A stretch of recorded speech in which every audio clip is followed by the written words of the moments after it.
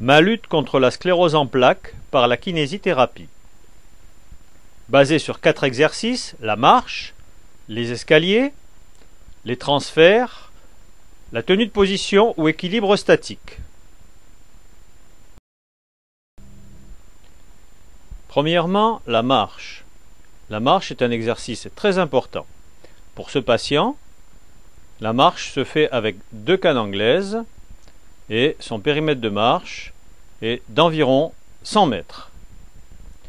La marche a été beaucoup décriée, on a parlé ironiquement de marchothérapie, et pourtant ça reste un exercice essentiel qui doit être quotidien et qui ne doit surtout pas être oublié.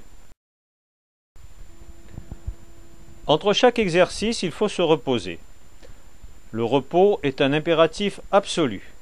On peut ajouter du froid, ce qui entraîne une meilleure détente, mais il faut se souvenir qu'on ne peut pas shunter le repos. Pour la marche, environ 15 minutes pour ce patient. Deuxième exercice, les escaliers. La montée des escaliers se fait en posant un pied par marche et en tenant la rampe d'une seule main.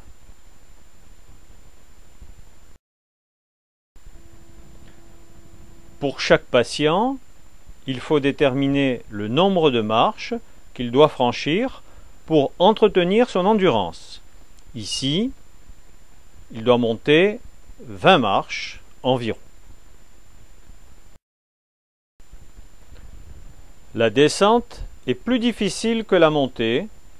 Malgré cela, le patient peut effectuer cette performance en se tenant avec une seule main et en posant un seul pied par marche. Ce patient a exercé la kinésithérapie pendant de nombreuses années. Il connaît donc l'importance de faire connaître ces techniques de rééducation auprès de ses confrères et auprès des patients. Ne pas oublier le repos entre chaque exercice. Ici, par exemple, 10 minutes. Troisième grande famille d'exercices, les transferts. Passer de la position assise à la position debout, avec plusieurs répétitions pour faire travailler l'endurance.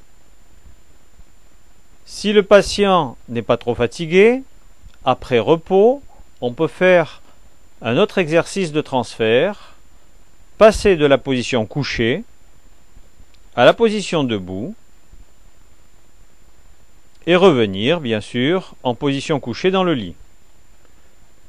On est gêné par la spasticité en extension pour s'asseoir,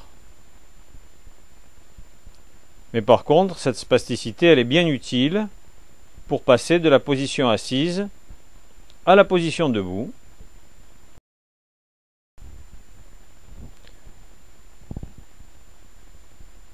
On voit que le sujet s'est laissé tomber d'un seul coup, c'est le phénomène du canif qui se ferme d'un seul coup, classique pour les gens qui ont de la spasticité. C'est lié à déverrouillage des muscles extenseurs et on peut demander au patient de ne pas se laisser tomber sur le lit d'un seul coup et d'essayer de contrôler la descente. Vous allez voir qu'il va arriver à contrôler cette descente. Voilà, c'est beaucoup mieux réalisé. L'exercice sera répété plusieurs fois pour travailler l'endurance. Les jours où le patient est vraiment en forme, après repos, on peut ajouter un troisième exercice de changement de position, passer du sol à la position debout avec un appui stable et revenir en position couchée sur le sol. Si l'endurance du patient s'améliore suite à un entraînement sur plusieurs jours, on peut ainsi augmenter ses performances. La fatigue sera repoussée de plus en plus loin, la performance sera de meilleure qualité à cause de l'auto-organisation de ses mouvements.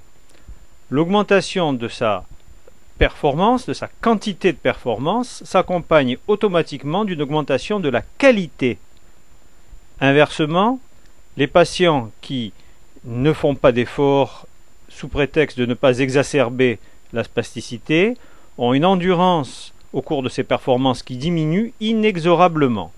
De ce fait, la fatigue apparaît de plus en plus précocement et la qualité de ces performances se dégrade.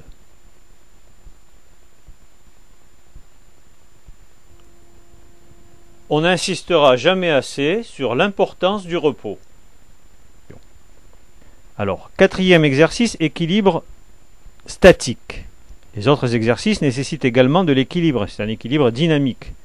Alors, pour ce patient, ce qui concerne l'équilibre statique, il va tenir 2 minutes dans cette position.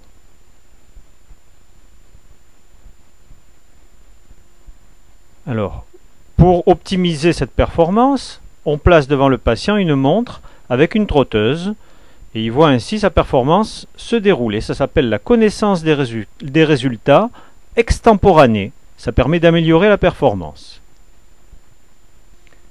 La fatigue influe beaucoup sur les performances du patient. C'est la raison pour laquelle la clé de la rééducation réside dans la gestion de cette fatigue. Le patient doit pouvoir autogérer sa fatigue et s'arrêter dans les performances lorsqu'il se sent fatigué.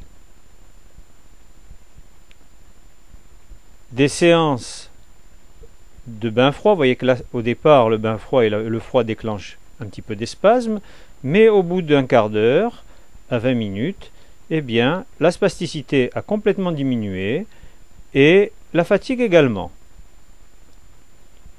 Les étirements aussi permettent une bonne gestion de la fatigue. Le sujet se repose pendant les étirements. Voilà ici l'étirement du droit fémoral avec un contre-appui pour éviter l'hyperlordose lombaire.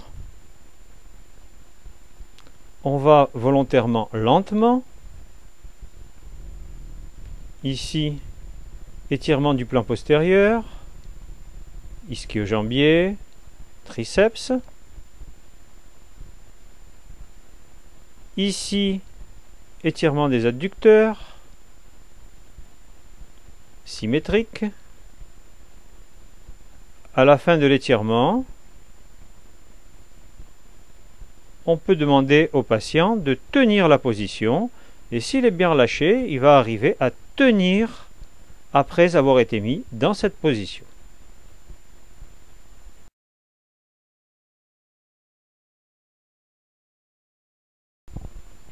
La spasticité porte plus volontiers sur les muscles polyarticulaires, mais certains groupes monoarticulaires sont également spastiques. Attention à ne pas déclencher des spasmes. Vous voyez le spasme ici? Donc il faut y aller très très doucement. Et même en allant doucement, des fois, vous avez, vous voyez, ce type de triple flexion, tout à fait caricaturale. Alors la position à plat ventre doit être tenue tous les jours une demi-heure par chaque patient.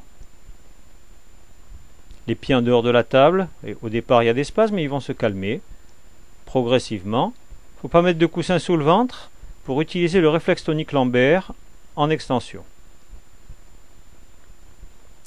Voilà le repos qui peut être accompagné de déclives et de coussins vibrants. Alors le fauteuil roulant électrique, eh bien, ça permet d'économiser l'énergie du patient pour les exercices les plus essentiels.